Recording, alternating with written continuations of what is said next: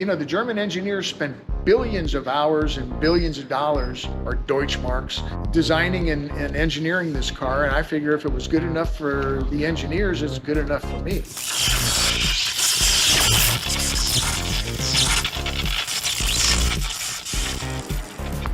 Welcome back, guys. Here we are at the Cherry Garage. Today we have our special guest, Ernie, and the beautiful Dakar yellow M3. So we're gonna do another little review on the M3 today. So you want to tell us about it?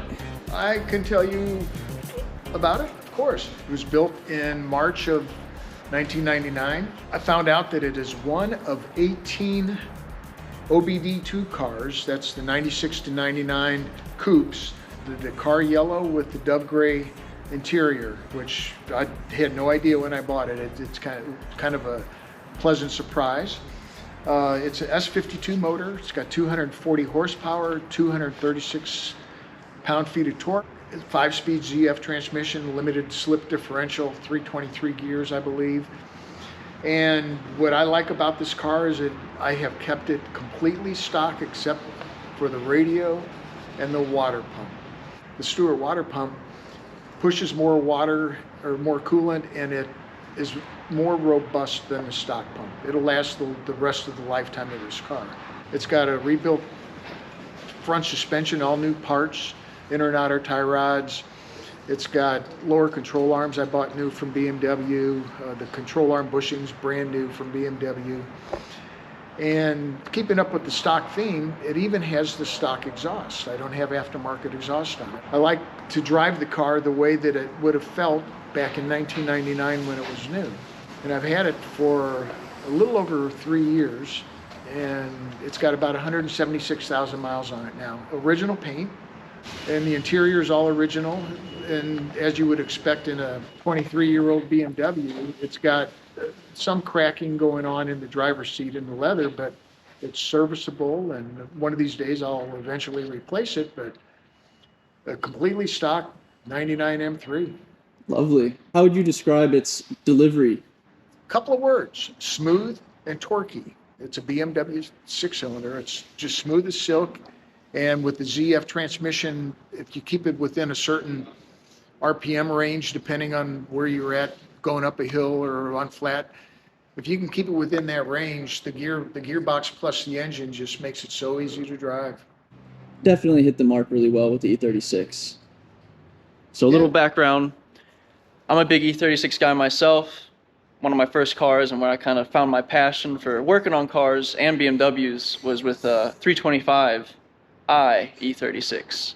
So I'm excited to check out your M3 some more.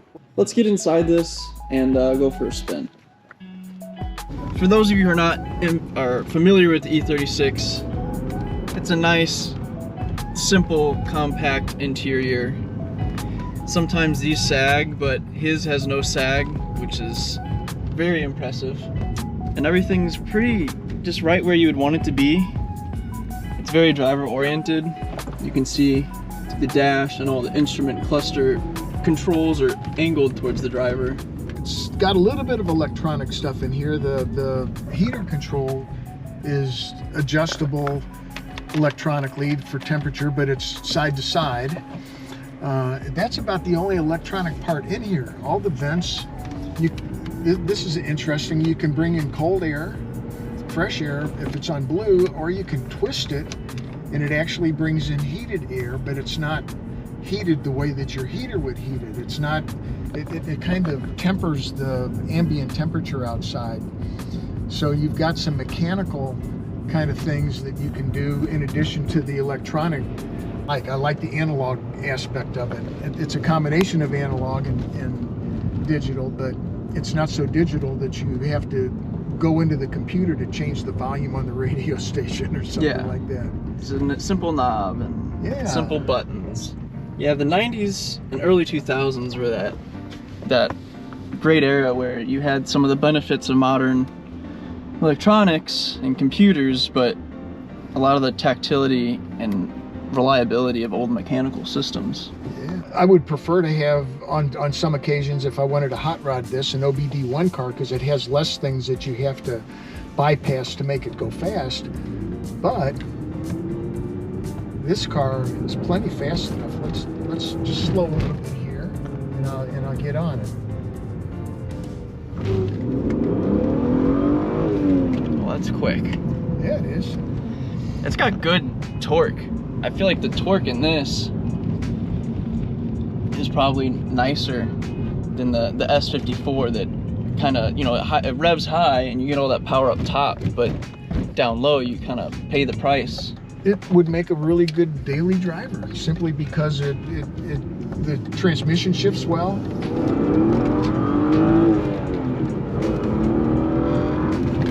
It's just such a smooth, like you described. It's such an accurate description of how it's just smooth and balanced. How is this on the back roads? Oh, that's the big difference between the M3 and the regular 3 Series, is the suspension is tuned differently so that it's very neutral. You don't get oversteer, you don't get understeer. In the twisties is where it shines the best. You just point it and it goes where you want it to go. Would you say that this is indeed the ultimate driving machine? Definitely. And what's interesting about the E36 M3 is that it almost didn't happen in the States, because the European version had a double Vanos motor and individual throttle bodies, and the powers to be at BMW at the time, BMW North America, said, we could not afford to bring this over here. We don't think the sales numbers would be high enough. They had just gotten off of the E30 M3, and the sales were good, but they weren't what they expected. And they really didn't want to take a risk with the E36 M3 with that other engine. So what they did was they built out of the stock S50, the original M3. This is a S52. The next version, but what they basically did was they took the block and the cylinder head and they just tweaked it for better horsepower and better torque, and that I think is why it makes it such a good driver. I was looking for cars quite a few years ago, 25 years ago or so, and I was looking at Z3s and S2000s, and the Honda is a heck of a car. The gearbox is good, but the engine, to go anywhere with it, you've got to keep it in the higher RPMs, and for in-town driving, the lack of torque makes it a little bit cumbersome sometimes. So I like the BMWs for their torque. Is there anything that you don't love about the car? Is there anything that you would potentially change in the future? That's a great question, because one of the biggest issues on the car is that when BMW designed it, they designed it to be partially recyclable. And I'm not talking about the steel in the car, I'm talking about like the door panels. The door panels are basically compressed wood and paper with a little epoxy or some kind of glue in them. And over time it deteriorates and the door panels just basically fall off the car.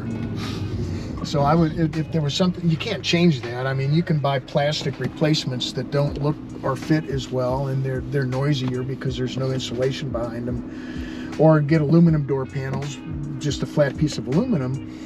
But if you take care of them and you don't pry them too forcefully when you're trying to take them off. If I could change anything, I would make these more robust, and the cooling systems, which I've already changed out, complete cooling system, the metal, the aluminum, and the plastic side tanks, expansion and contraction, the plastic just deteriorates like crazy. Oh, look, I know this place. That looks good in the reflection. So we're back at the garage here with the E36 and Ernie. As far as ratings go, it's a very comfortable car. Yeah, they are. And if you, I've raced BMWs in endurance racing with Chump Car, now called Champ Car. And the reason that E36 BMWs are so popular is because you don't have to do anything to the suspension. Can't disagree with any of that. So I'll just say thank you for coming. Oh man, thank you for the opportunity. It's been a blast. Thanks for the opportunity to share the car and share your passion with my passion. I mean, we could talk about this stuff forever. All day. And I appreciate what the Cherry Garage is doing. I support your efforts and wish you continued success. Thank you. So bouncing off of that, we're gonna have to bring him back, and once I'm done working on my E46, we might just go ahead and compare the E46 and the E36 and see how the BMW engineers progressed and share some thoughts there. So It'd be interesting looking at the evolution. Yeah, absolutely. Yeah. So thank you guys for checking out this video. Thanks again to Ernie for coming by, and we'll see you soon. Thank you all.